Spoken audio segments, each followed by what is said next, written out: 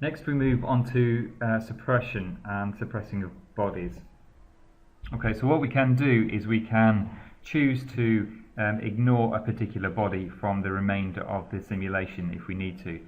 For example, if we import a solid into Workbench in order to perform a fluids calculation, we then use the tools in Design Modeler to extract the fluid region, we are at this point no longer interested in the solid region. So at this point we can suppress the solid region. And when we suppress the solid region, that particular body will no longer be, it won't be exported or transferred to any of the other modules within Workbench, and it also won't be visible in the graphics window as well. So we can suppress a particular body by simply right-clicking on a particular body. In this case here we can see this solid as a frozen body, and select Suppress Body, and then it will take on this blue cross to indicate that it's been suppressed. So this will still be visible in the tree, so you can go back and right click and select Unsuppress if you need to bring it back, but it won't be visible in the tree once in the graphical user interface once it has been suppressed. Okay, so we can see some other options as well for suppression and management as well. Not only can we suppress and unsuppress a particular chosen body, we can also unsuppress all bodies as well.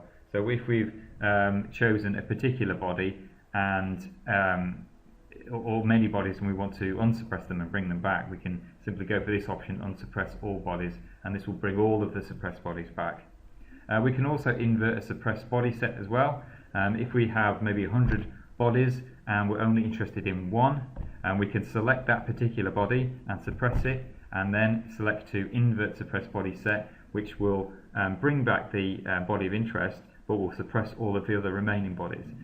So this makes it a quick way to control which bodies will be used in the simulation and which ones won't.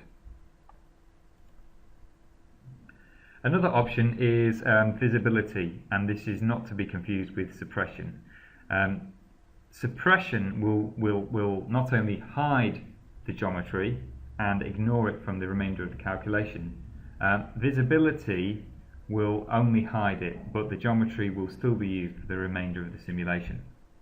So if we elect to hide, again just like with suppression, we can right click on a particular solid and choose to hide body, and that will then change the green tick into this faded tick option.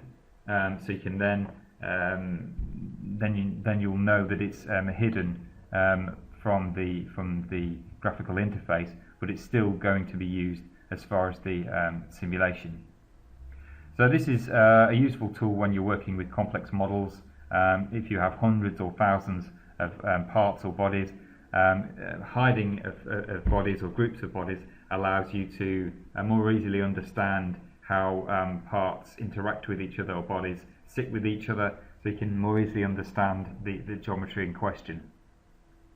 And similarly to the suppression options with the right mouse button context menu, you can right mouse button on the particular body of interest, and you have options for hiding all other bodies, show the body to bring it back, and show all bodies if multiple bodies have been hidden.